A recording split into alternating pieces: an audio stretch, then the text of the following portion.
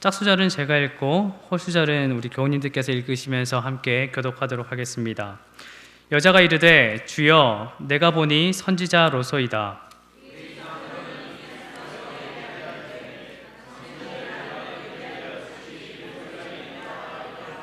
예수께서 이르시되 여자여 내 말을 믿으라. 이 산에서도 말고 예루살렘에서도 말고 너희가 아버지께 예배할 때가 이르리라.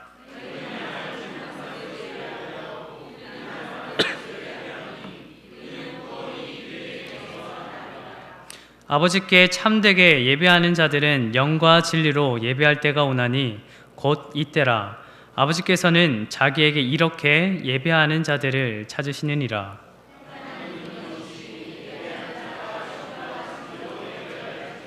아멘. 오늘 안녕하십니까? 네, 행복한 안식일입니다. 이 시간을 위해서 좀 힘있는 찬양 불러주신 우리 찬양대 모든 분들께 감사드립니다. 안식일을 기억하여 거룩히 구별하고 주님의 전을 찾으신 모든 또한 우리 교우님들 진심으로 환영합니다. 이 시간 드려지는 예배를 통하여 우리 주 하나님께서 영광과 찬송과 감사를 받으시길 간절히 소원합니다. 오늘은 요한복음 4장 19절로 24절에 있는 말씀을 본문으로 삼아서 하나님이 찾으시는 예배자라는 제목으로 말씀을 전하도록 하겠습니다. 어제 기상도 집사님께서 운동에 대해서 말씀을 전하셨습니다. 말씀을 전하시면서 규칙적으로 운동하시는 분들 있으시면 손을 들라고 했는데 생각보다 규칙적으로 운동하는 분들이 별로 없으시더라고요. 근데 우리 안산교회에는 운동에 있어서도 모본을 보여주시는 분들이 계십니다. 누구시냐면 목사님과 사모님이십니다. 매일같이 정해진 시간에 광덕산으로 올라가서 운동을 이렇게 광덕산에 갔다 오는 운동을 하시는데 얼마나 그 부지런히 운동을 하시는지 때로는 제 자신도 되게 젊지만 많이 존경스러울 때가 종종 있습니다. 매일은 아니지만 저도 그 광덕산으로 운동 삼아 종종 올라갈 때가 있습니다. 운동 삼아 광덕산에 올라갈 때면 저는 귀에 이어폰을 꽂고 이제 여러 설교 말씀들을 듣거나 때로는 이 기억절 암송 요 표를 들고 손에 들면서 이제 성경절을 암송하면서 이렇게 등산을 하기도 합니다. 또한 요즘은 제가 광덕산에 오르고 내리면서 하는 것이 무엇이냐면 찬양을 부릅니다. 사람이 있거나 없거나 앞에 있거나 뒤에 쫓아오거나 찬양을 그렇게 부릅니다. 그 요즘에서 계속해서 제 입에서 불려지는 찬양곡이 있습니다. 이 찬미가 있는 곡은 아닌데 복음성가에 예배자라는 찬양이 있습니다. 제가 노래는 잘 부르지는 못하지만 이 찬양을 한번 부를까 합니다. 다들 제 목소리에 이렇게 생각하지 마시고 가사를 좀 음미를 하시면서 찬양을 좀 들어주시면 감사하겠습니다. 아무도 예배하지 않는 그곳에서 주를 예배하리라. 아무도 찬양하지 않는 그곳에서 나 주를 찬양하리라. 누구도 헌신하지 않는 그곳에서 주께 헌신하리라. 누구도 증거하지 않는 그곳에서 나 주를 증거하리라. 내가 밟는 모든 땅 주를 예배하게 하소서. 주의 보혈로 덮어지게 하소서. 내가 선 이곳 주의 거룩한 곳 되게 하소서. 주의 향기로 물들이소서. 네, 이런 찬양입니다. 이 찬양의 가사를 묵상하면서 찬양을 부르는데 참 많은 것들을 생각하게 됩니다. 아무도 예배하지 않는 곳에서 예배하며 아무도 찬양하지 않는 곳에서 찬양하는 예배자, 누구도 헌신하지 않는 곳에서 헌신하며 누구도 증거하지 않는 곳에서 증거하는 예배자, 나 자신이 밟는 모든 땅을 예배드리는 곳으로 예배의 향기로 가득 채우는 예배자, 이러한 예배자가 되게 해달라는 예배자의 고백이 저의 심장을 뛰게 만듭니다. 어쩌면 가슴이 뛰는 것보다도 가슴을 쥐어짠다라는 표현이 좀 더 맞는 것 같습니다. 그래서 등산을 하면서 찬양을 부르면서 막 눈물도 흘립니다. 웃기지 않습니까? 찬양을 부르면서 이렇게 가는 사람이 눈물 흘리면서 이렇게 찬양을 부르고 이렇게 다닙니다. 그런데 이 찬양을 부르면 눈물을 흘리지 아니할 수 없습니다. 이런 생각이 몰려오는데 어찌 눈물을 흘리지 않을 수 있겠습니까? 나는 과연 하나님께서 기뻐하시는 예배를 드리고 있는가? 나는 하나님께서 찾으시는 예배자로서 하나님께 예배드리고 있는가? 그렇지 못한 저의 모습을 보니 눈물이 나는 것입니다. 이 찬양은 예배자로서 우리가 어떠한 예배자의 모습을 갖추어야 하는지를 말해줍니다. 그래서 이 찬양을 부르면 참된 예배자의 모습을 생각하게 되고 다짐하며 주님께 고백하게 되기까지 합니다. 이런 예배자가 되게 해달라는 고백을 하게 되는 것입니다. 이곳에 계신 우리 교우님들 중에는 이미 하나님께서 찾으시는 예배자로서 이 자리에 있으신 분들이 계십니다. 그러나 그러한 예배자일지라도 예배에 임하는 우리 자신의 모습을 다시금 돌아볼 필요가 있다고 생각을 합니다. 오늘 저희 입술을 통해 주어진 말씀을 통해 잃어버렸던 예배자의 모습을 찾아 회복하게 되는 역사가 이루어지기를 간절히 소원합니다. 한 1분간 눈을 감으시고 한번 침묵을 잠깐 하는 시간을 갖도록 하겠습니다. 아무 소리도 듣지 마시고 오직 예수님만을 한번 생각하는 시간이 됐으면 좋겠습니다.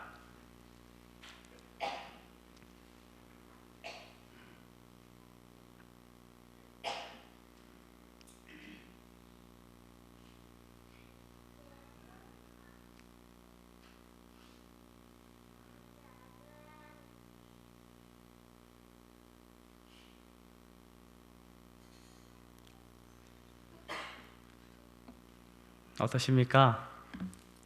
때로는 우리가 하나님을 찾고 하나님을 생각한다고 하지만 침묵을 갖지 못해서 하나님의 음성을 듣지 못할 때가 너무나 많습니다. 그러나 하나님께서는 우리에게 항상 말씀하시고 우리를 찾으시고 우리에게 나타나고자 하십니다. 그러나 침묵하지 못하기에 우리가 하나님을 놓치는 경우가 얼마나 많은지 모르겠습니다. 예수님께서 갈릴리로 가시기 위하여 사마리아로 지나가실 때의 일입니다. 예수님께서 사마리아를 지나실 때는 이미 머리 위로 태양이 떠올라서 그 태양빛이 너무나 강렬하게 내리치는 정오였습니다. 예수님께서 잠시 쉬며 물을 마시기 위하여 야곱의 우물가에 당도하셨습니다. 그런데 그곳에는 예전에 한국에 보면 이제 우물 보면은 두레막이 있죠. 이렇게 달려 있는데 여기에는 두레막이 따로 있고 그런 것이 아닙니다. 두레막이 없는 곳입니다. 뿐만 아니라 예수님께서도 두레막을 갖고 있지 않기 때문에 물을 마시고자 하는 갈증이 있지만 물을 옆에 두고도 마시지 못하는 그런 환경 가운데 있었던 것입니다. 그런 그때 한 여인이 물을 뜨기 위해서 예수님께서 계신 우물가로 오는 것입니다. 예수님께서는 그 여인에게 요청을 하십니다. 내게 물을 좀 달라. 동방 사람들의 문화 가운데는 누군가 그러한 요청을 하면 요청에 응해주는 것이 바로 의무였습니다. 그런데 그 여인이 어떻게 했습니까? 물을 떠서 마시라고 하기는커녕 왜 내게 물을 달라고 하십니까? 라는 식으로 반응을 하는 것입니다. 그 이유는 유대인과 사마리아인은 서로 상종하지 아니하는 관계였는데 지금 사마리아인인 자신 앞에 와가지고 지금 유대인이 물을 달라고 요청하는 것 아니겠습니까? 그러다 보니 궁금증이 생긴 것입니다. 무슨 의도로 이 유대인은 나에게 물을 달라고 요청을 하는 것인가? 라고 말이지요. 예수님께서는 사마리아 여인에게 생명수를 마시게 하시고자 하셨습니다. 그래서 영원한 생명수에 대한 말씀을 하시고 사마리아 여인의 비밀스러운 남편에 대한 이야기를 함으로 사마리아 여인으로 하여금 자신의 앞에 계신 분이 평범한 유대인이 아니라는 것에 대해서 깨달아 알게 만드십니다. 사마리아 여인은 자신 앞에 계시는 분이 평범한 유대인이 아님을 깨닫게 됩니다. 그래서 19절에 이 여인은 이렇게 말하는 것입니다. 주여, 내가 보니 선지자로서이다. 여인은 만일 이 유대인이 선지자라면 사마리아인과 유대인 사이에 오랫동안 논쟁이 되었던 예배에 대한 답을 주실 것이라는 것에 대해서 생각을 합니다. 죄송합니다. 그것이 무엇이냐면 20절에 있는 말씀입니다. 우리 조상들은 이 산에서 예배하였는데 당신들의 말은 예배할 곳이 예루살렘에 있다 하더이다. 그러니까 사마리아인들은 예전에 이제 BC 457년경에 그 그리심산에 성전을 만들었습니다. 예배를 드리기 위해서 성전을 만들었었는데 그게 기원전 100년경쯤에 무너지게 되었습니다. 그러나 그곳에서도 계속해서 사마리아인들은 예배를 드렸습니다. 그래서 그곳이 우리가 예배 드리는 곳이다 라고 말을 하고 있고, 유대인들은 무엇이라고 하냐면 너희들이 예배 드리는 곳이 예루살렘에 있는 그 성전에서 예배를 드리지 않냐라고 지금 말하고 있는 것입니다. 여인은 지금 예배의 장소적인 면에 대해서 언급을 하고 있습니다. 그죠? 나는 그림신산에서 예배를 드린다. 그러면 너희들은 예루살렘에서 예배를 드린다고 하는데 도대체 예배는 어디에서 드려야 되냐? 이런 식으로 장소적인 것에 대해서 지금 언급을 하고 있는 것입니다. 예수님께서는 이 여인의 질문에 이렇게 답변을 하십니다. 21절, 예수께서 이르시되 여자여 내 말을 믿으라. 이 산에서도 말고 예루살렘에서도 말고 너희가 아버지께 예배할 때가 이르리라. 사마리아 여인은 예배 드리는 장소 또한 예배 드리는 형식에 대해서 예수님께 물었는데 예수님께서는 지금 예배할 때에 대해서 언급을 하시는 것입니다. 우리는 종종 예배를 드릴 때 예배하는 장소에 대해서 좀 신경 쓰지 않습니까? 하지만 예수님께서는 예배 드리는 장소에 대해서 지금 생각하시는 것이 아니라 예배 드려야 할 때, 그 때에 대해서 지금 언급을 하고 있다는 것입니다. 그렇다면 우리가 예배 드려야 할 그 때는 과연 언제인가요? 언제 우리는 예배를 드려야 할까요? 23절에서 아버지께 참되게 예배하는 자들은 영과 진리로 예배할 때가 오나니 곧 이때라. 아버지께서 자기에게 이렇게 예배하는 자들을 찾으시니라고 말씀하시며 영과 진리로 예배할 때는 곧 지금이라고 말하고 있습니다. 그죠? 예배를 드려야 될 때는 나중이 아니라 꼭 안식일에만 하는 것이 아니라 바로 지금 우리가 예배를 드려야 된다는 것입니다. 우리가 주님의 성전인 교회에 와서 앉아있다고 해서 예배를 드리고 있다라는 생각은 정말 큰 오산입니다. 그냥 왔다가 가기 위해서 교회 오는 것은 아니지 않습니까? 그렇죠. 그냥 왔다 가라고 교회가 서진 것은 아닙니다. 지금은 영과 진리로 예배 드릴 때입니다. 하나님 아버지께서는 영과 진리로 예배하는 자들을 찾고 계신다라고 말을 하고 있는 것입니다. 그렇다면 영과 진리로 예배한다는 것은 무엇일까요? 우리가 올바로 하나님께 예배드리기 위해서는 성령으로 거듭나야 합니다. 거듭나는 것은 우리가 성경 말씀을 받아들이고 예수를 온전히 믿을 때 성령의 역사로 이루어지는 것입니다. 시대소망 189쪽에는 이렇게 기록하고 있습니다. 우리는 그분을 올바로 섬기기 위하여 성령으로 거듭나야 한다. 이것이 마음을 정결하게 하고 정신을 새롭게 하여 우리에게 하나님을 알고 사랑하는 새로운 능력을 줄 것이다. 이것은 우리로 하나님의 모든 요구에 즐거이 순종하게 만들 것이다. 이것이 곧 참된 경배이다. 말씀과 진리, 하나님께 대한 갈망, 마치 목마른 자가 물을 찾듯이 영혼의 갈증을 깨닫는 자, 하나님을 갈망하는 자에게는 성령의 역사가 분명히 나타날 것입니다. 그리고 그러한 자에게 하나님께서는 찾으시는 예배자로서 합당하게 예배드리도록 성령께서는 역사하실 것입니다. 하나님께서 찾으시는 영과 진리로 예배하는 자는 영의 목마름을 가지고 하나님을 찾는 자들입니다. 하나님을 경외하는 마음으로 하나님께로 시선을 향하고 그분의 말씀을 마음밭에 심는 자, 그러한 자가 하나님께서 찾으시는 예배자인 것입니다. 참된 예배자의 결과가 어떻게 드러나는지 혹시 아십니까? 내가 정말 하나님께 참된 예배자로서 예배를 드렸다라면 그 결과는 또 어떻게 나올까요? 이 요한복음 4장에는 그 결과에 대해서 나옵니다. 어떻게 나오냐면 이 사마리아 여인이 예수님을 만나고 난 다음에 어디로 갔죠? 물동이를 다 버려두고 자신이 있는 그 동네로 갔습니다. 그것이 참된 예배자가 예배를 겪고 난 다음의 결과입니다. 이미 예수님을 만나고 나서 이 사마리아 여인은 자신이 갖고 있던 영적인 갈급함이 체험을 받았습니다. 예배를 온전히 드렸다는 겁니다.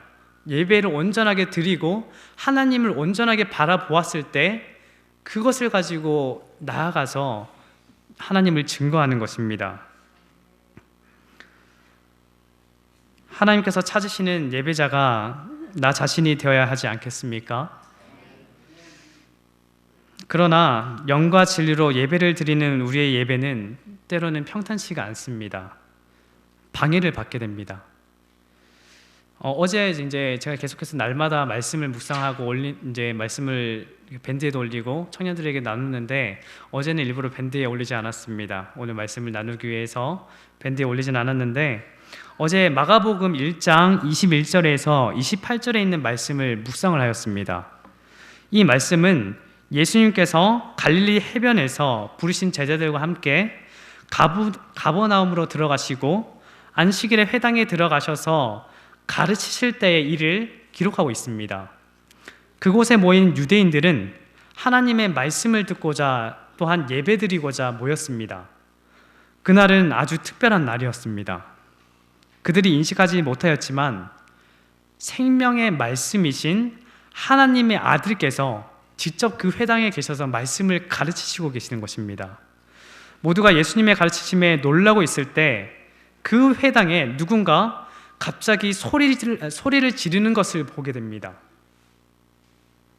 성경은 그를 더러운 귀신 들린 사람이라고 기록을 하고 있습니다. 이 더러운 귀신 들린 사람이 소리를 지르면서 무엇을 하냐면 예배를 방해를 하는 것입니다. 더러운 귀신 들린 사람이 예수님께서 말씀하시는 도중에 소리를 지름으로써 말씀 선포가 중단되어 버리는 결과가 일어난 것입니다. 많은 교우님들께서는 이미 아시겠지만 몇몇 분들은 이 말씀을 통해서 놀라지 않을 수 없습니다. 왜냐하면 귀신 들린 자가 거룩한 말씀이 선포되는 그 자리에 있다니요. 어찌 하나님의 말씀이 선포되는 예배 자리에 귀신이 있을 수 있단 말입니까? 라는 생각이 들 수도 있습니다. 무엇을 위하여 이 더러운 귀신 들린 자가 그 자리에 있었을까요? 예수님께서 말씀을 선포하실 때 회당에 모인 자들의 눈은 예수님을 보고 있었습니다. 또한 그들의 귀는 예수님의 입술에서 나오는 말씀을 듣고 있었습니다. 그러나 귀신 들린 자가 소리를 질렀을 때 어떻게 됐습니까? 일순간에 회당 안의 분위기는 바뀌어 버렸습니다. 예수님께로 고정되었던 사람들의 시선은 그 귀신 들린 자에게로 이 시선이 향하게 되고 예수님의 말씀을 듣고 있던 그들의 귀는 그 귀신 들린 자가 소리를 질렀을 때 그 음성을 듣게 되는 것입니다. 사단이 바로 이렇게 역사하는 것입니다. 우리의 예배를 방해하는 것입니다. 예수님께로 향한 우리의 시선을 사단은 갈취하라고 하는 것입니다. 시대소망 255쪽에는 정말 소름 끼치는 말씀들이 기록되어 있습니다. 사람들의 주의가 그리스도에게서 돌아섰으며 그분의 말씀은 유의되지 않았다. 이것이 사단이 그의 희생자를 회당으로 인도한 목적이었다. 소름 끼치지 않습니까? 사단이 이 더러운 귀신 들린 자를 회당에 보냈던 것은 이 회당에서 드려지는 예배를 깨뜨리기 위해서 사단은 귀신 들린 자를 그곳에 보낸 것입니다. 사단이 예배드리는 곳에서 무엇을 원하시는지 아시겠습니까? 하나님께로 쏠려 있는 우리들의 시선을 갈취하고 하나님의 말씀을 듣지 못하게 하고자 사단은 우리들의 예배를 방해하는 것입니다. 우리의 시선이 주님께로 향하지 못하고 우리의 귀가 말씀을 듣지 못하게 되는 그 순간 우리는 기억해야 합니다. 이것이 사단이 놓은 덫이라는 것을 기억을 하셔야 하는 것입니다. 우리의 예배를 방해하는 것이 무엇입니까? 혹시 누군가 사람으로서 생각을 하지 않습니까? 내 주위에 누구를 통해서 우리가 예배를 방해받는다. 그런데 제가 오늘 말씀드리는 것은 누구를 통해서 예배가 방해된다는 것보다는 나 자신을 한번 보라는 것입니다. 나 자신이 하나님께서 찾으시는 온전한 예배자로서 이 예배드리는 이 자리에 우리가 임하고 있는지를 보아야 한다는 것을 말씀드리기 위한 것입니다. 우리가 만약에 참된 예배자로서 이 자리에 임한다면 우리 각자 모두가 이 참된 예배자로서의 모습을 갖추고 이 자리에 임한다면 우리의 예배는 사단이 틈하지 못하는 정말 존귀하고 거룩한 예배가 될 것입니다. 우리 각자가 참된 예배자로 이 자리에 임하게 될 때 사단의 덫에서 노임을 받고 하나님께 예배드릴 수 있게 되는 것입니다. 새 옷을 사면 기분이 좋습니다. 그죠? 새 옷을 살 때는 참 기분이 좋습니다. 그런데 만일 새 옷이 더럽혀진다면 어떤 마음이 듭니까? 방금 새로 샀는데 옷이 더럽혀집니다. 속상하지요. 그렇죠. 새로운 핸드폰을 샀습니다. 핸드폰을 새로 사가지고 기분 좋게 가고 있는데 핸드폰을 떨어뜨리면서 액정이 깨졌습니다. 어떻습니까? 정말 속상합니다. 가슴이 상당히 아플 것입니다. 그러나 정작 예배가 망가지고 예배가 더럽혀지는 것에 대해서는 어떠합니까? 속상합니까? 속상합니까? 예배가 망가지는데, 예배가 더럽혀지는데, 내 옷에 새 옷이 더럽혀지는 것은 가슴 아픈데, 핸드폰이 깨지는 것은 그렇게 가슴이 아픈데, 예배가 더럽혀지고 예배가 망가지는데 속상하십니까? 우리가 드리는 예배가 하나님께서 받으시기에 합당한 예배가 되길 간절히 바랍니다. 우리 안산교회는 참 멋지고 좋은 교회입니다. 정말 멋집니다. 그래서 저는 저희 가족들을 만나면 자랑을 합니다. 우리 안산교회 너무 좋다고. 그래서 제가 아는 전도사들 만나면 또 얘기합니다. 우리 교회 너무 좋다고. 너무 좋은 교회입니다. 마찬가지로 정말 제 기억 속에 너무나 멋진 한 교회가 있습니다. 제가 원래는 PPT를 쓰지 않는데 오늘은 제가 사진을 좀 준비를 했습니다. 한번 그 사진을 한번 보도록 하겠습니다. 뜨네요? 잠시만요. 제가 보이십니까? 어떻습니까? 교회 어떠세요? 무슨 교회인가요? 이게 좀 사진이 좀 더 선명하고 하면은 더 멋진데 오늘은 제가 이 교회를 소개를 하려고 합니다. 제가 너무나 그리워하고 있는 교회입니다. 제가 화요일 설교 때 한번 말씀드린 적이 있습니다. 17개의 강을 건너서 1시간 반을 가야지 도착할 수 있는 교회. 여기입니다. 제 선교지에 있던 교회입니다. 필리핀의 발로고라고 하는 곳에 위치한 교회인데요. 이 교회는 마을의 모든 사람들이 재림교인입니다. 집에 가구는 보이시면 몇 채 되지 않습니다. 근데 이 모든 가구의 모든 마을 사람들이 재림교인입니다. 그리고 여기 보시는 이것이 이제 학교입니다. 학교. 저희가 그 제가 말씀드렸죠. 17개의 강을 1시간 반 동안 걸었을 때 도착할 수 있는 것이 교회라고 했죠. 이곳에 있는 아이들이 공부를 하려면 17개의 강을 건너서 1시간 반 동안, 작은 애들은 2시간을 걸어서 가야지 학교를 갈 수 있습니다. 그래서 우리 한국에 있는 우리 성도님들이 돈을 모으고 또 직접 찾아오셔서 이 학교를 건축을 하였습니다. 그래서 선교사들이 이곳에 가서 무엇을 하냐면 배우지 못한 아이들에게 뭐 영어도 가르치고 여러 가지 수학도 가르치고 여러 교육들을 가르치는 것입니다. 제가 잠자던 곳이기도 합니다. 학교에서. 이쪽에 보면 여기 나이가 좀 있는 사람이 저랑 같이 또 선교했던 선교사인데, 여기 보면 제가 이 사진을 보여주는 게 이 아이들을 보여주는 것보다는, 여기 보면은 제일 오른쪽 끝에 보면은 뭐 하나 보이죠? 뭐가 보이죠? 깽가리 같은 게 하나 보이지 않습니까? 징인데 깽가리입니다. 깽가리 같은 겁니다. 저게 있는 이유가 뭘까요? 종치려고. 맞습니다. 종치려고. 언제 종치려고? 학교 수업 끝나고 마칠 때 종치려고 있는 것입니다. 그런데 한 가지 목적이 더 있습니다. 뭔지 아십니까? 예배드리기 위해서입니다. 새벽에 이곳에는 어떤 식으로 예배를 드리냐면, 해가 뜨면, 새벽이죠, 뜨자마자 마을에 있는 꼬맹이가 딱 달려가지고 두드립니다.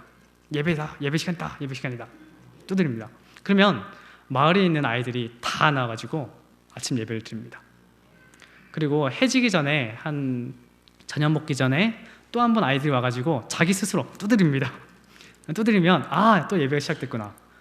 그래서 예배를 드리는 겁니다. 예배 드리는 거 한번 보여드릴까요? 보이죠? 근데 좀 특별하죠? 신기하지 않습니까? 지금 사회를 누가 보고 있죠? 아이들이 보고 있습니다. 초등학생도 안 나온 아이입니다. 근데 지금 여기에서 보면 아이들이 지금 이렇게 있긴 한데, 원래는 더 많이 아이들이 예배를 드리거든요. 예배를 드리는데 아이들이 사회를 봅니다. 아이들이 기도를 하고 아이들이 특창을 합니다. 특창을 누가 배정하는 게 아니에요. 아이들이 스스로 배정을 합니다. 그리고 특창을 부르지요. 그리고 때로는 나이가 한 초등학교쯤 되는 아이인데 얘한테도 말씀을 부탁하기도 합니다. 그러면 이 초등학생이 그 아이들 앞에서 말씀을 전하기도 합니다. 대단하지 않습니까? 제 앞에 보면은 저 꼬맹이 보이죠? 지금 옆에 누가 있죠?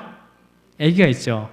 부모님들은 새벽이 되면은 1시간 정도 산을 내려가서 밭에 가서 일을 하기 때문에 모든 예배는 아이들을 거의 위주로 예배를 드립니다. 그러다 보니까 이제 때로는 어린아이도 부모님이 이 옆에 있는 이런 초등학생도 안 되는 아이한테 맡겨가지고 부모님이 일하러 가고 아이가 맡아가지고 이제 아이를 돌보거든요. 그런데 놀라운 것은 지금 이 꼬맹이거든요. 지금 아기 보이죠? 사이를 볼 때 어떻게 사이를 보냐면, 옆에 허리를 약간 이렇게 틀고 여기 앉히면서 사이를 봅니다. 신기하죠? 이게 절대 아이를 놓지는 않고 아이를 여기에다가 앉힌 다음에 예배를 드립니다. 근데 사이를 보는데 막 아이들이 막 떠들면서 사이를 볼까요? 집중을 안 할까요? 아닙니다. 정말로 저는 놀랐습니다. 이 아이들이 어떻게 이렇게 사이를 보고 기도를 하고 찬양을 드리고 말씀을 듣고 어떻게 이 아이들이 그렇게 할까? 놀라지 않습니까? 보이죠? 그래서 한날은 제 친구가 제가 있는 선교지를 너무 오고 싶어가지고 왔습니다. 그래서 제가 말씀을 부탁했어요. 말씀 좀 전해달라. 그래서 말씀을 전하는데 제 친구가 또 말씀을 전하는데 너무 아이들이 집중을 잘하는 것입니다. 감동입니다. 제 사진인데요. 제가 영어도 좀 서툽니다. 영어도 좀 서툴기에 제가 특별히 이 나라에서는 제가 할 수 있는 것이 뭐 특별하게 없습니다. 왜냐하면 그 나라말을 제대로 알지 못하기 때문에. 지난번에 제가 화요일 예배 때 한번 말씀드렸나요? 필리핀 사람도 누군가를 통해서 통역을 하고 또 통역을 해야지 설교를 할 수 있어요. 왜냐하면 언어가 너무 많기 때문에. 바로 조금만 지나면 다른 언어입니다. 그래서 필리핀 선교사, 제가 만약에 설교를 한다, 그러면 필리핀 선교사가 제가 여기서 설교를 하면 영어로 이제 따갈로그 같은 이제 그 나라 언어로 설교를 하면 또 옆에 꼬맹이가 또 통역을 합니다. 웃기죠? 그래서 제가 할 수 있는 것은 무엇이냐면 요리입니다, 요리. 그리고 학생들이 해가 뜨고 해가 질 때까지 집에만 있기 때문에 그래서 학교에 가야 되지 않습니까? 먹을 게 뭐가 있습니까? 그래서 제가 해주는 거는 아이들을 위해서 먹을 것을 준비하는 것입니다. 근데 그 먹을 것이 무엇이냐면 이겁니다. 뭘까요? 죽이죠. 어떻게 이거 죽 만들기 정말 쉽습니다. 제가 우리 전교인 전부 다 만약에 이거 드시고 싶다면 제가 준비할 수 있습니다. 어떻게 준비하냐면 그 한국인 분들 성도님들이 돈을 좀 후원을 하세요. 그러면은 밀가루를 막 이렇게 몇 푸대 이렇게 두고 그것을 갖다가 끓는 물에다가 밀가루를 막 풀어요. 죽처럼. 그다음에 이제 이렇게만 먹으면 맛없잖아요. 그럼 설탕을 풀어요. 그럼 끝입니다. 네. 근데 아이들이 이것도 못 먹기 때문에 준비를 하는 거예요.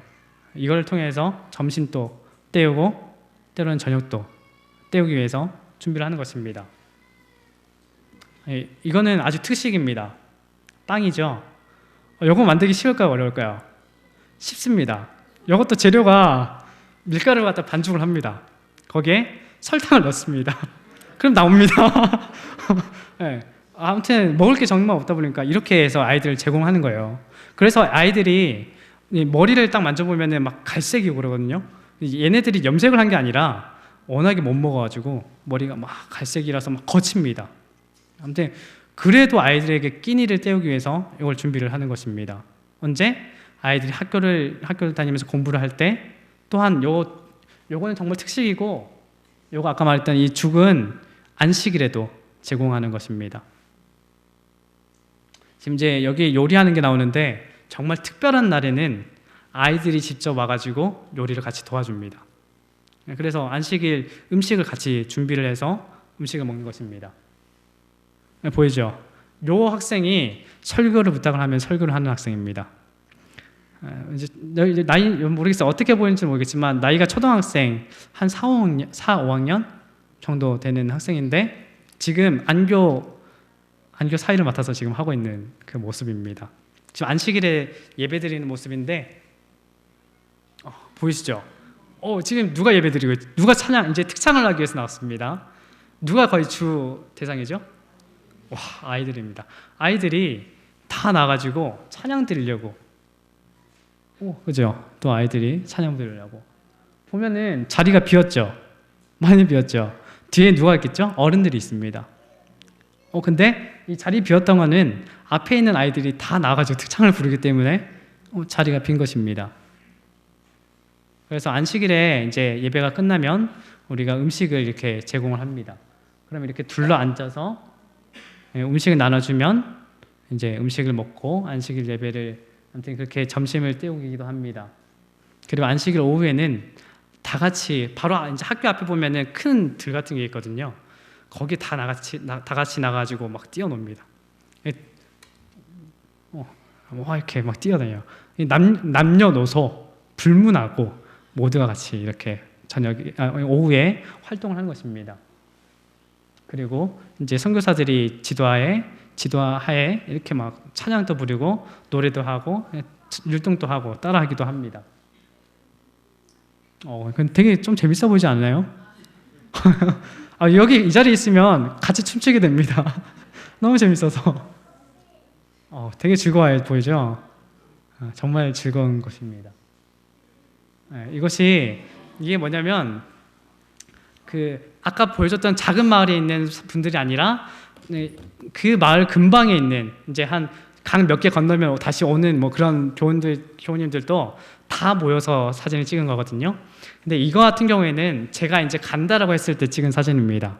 간다고 하니까 막 한 100여 명, 200여 명, 아무튼 그렇게 와가지고 같이 사진을 찍는 것입니다. 제가 이 사진을 보여드리는 이유가 있습니다. 정말 대단하지 않습니까? 아이들도 하나님께 예배할 줄 압니다. 근데 우리는 어른이지 않습니까? 그죠? 아이들이 직접 하나님께 찬양 드리고 날마다 예배 드리거든요. 우리는 화요일, 금요일, 안식일에만 모여서 예배드리잖아요. 아니에요. 이 아이들은 월, 화, 수, 목, 금, 토, 일 전부 다 예배드려요. 날마다 새벽에 일어나서 해가 지기 전 모여서 계속해서 예배를 드립니다. 그런데 이 아이들이 싫어하는 게 아니라 와가지고 자기들이 징을 울린다니까요. 예배 드리자고. 와, 이런 데가 있습니다. 와, 참 이러한 예배가 우리의 예배가 되어야 되지 않겠습니까? 어린아이들도 하나님께 예배드리고 하나님을 찾고자 이렇게 예배를 드리는데 우리의 예배가 이러한 예배가 되어야 된다라고 생각을 합니다. 이 말씀을 거의 마무리하면서 하나의 말씀을 더 보도록 하겠습니다. 지금까지는 우리가 이제 그렇다면 하늘에서 예배는 어떻게 이루어질까? 참 궁금하지 않습니까? 하늘에서는 어떻게 예배가 이루어질까? 지금 우리가 주제가 뭡니까? 하나님께서 찾으시는 예배자 아닙니까? 우리가 어떠한 예배자가 되어야 될까? 그렇다면 하늘에서 예배자들은 어떻게 예배해야 할까? 이걸 봐야 됩니다. 요한계시록 4장에 있는 말씀을 보겠습니다. 요한계시록 4장 7절로 11절에 있는 말씀입니다.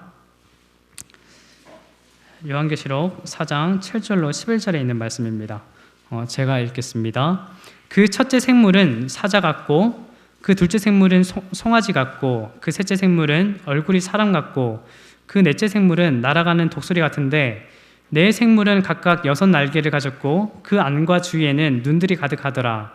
그들이 밤낮 쉬지 않고 이르기를 거룩하다 거룩하다 거룩하다 주 하나님 곧 전능하신 이여 전에도 계셨고 이제도 계시고 장차 오실 이시라 하고 그 생물들이 보좌에 앉으사 세세토록 살아계시는 이에게 영광과 존귀와 감사를 돌릴 때 24장로들이 보좌에 앉으신 이 앞에 엎드려 세세토록 살아계시는 이에게 경배하고 자기의 관을 보좌 앞에 들이며 이르되 우리 주 하나님이여 영광과 존귀와 권능을 받으시는 것이 합당하오니 주께서 만물을 지으신지라 만물이 주의 뜻대로 있었고 또 지으심을 받았나이다 하더라.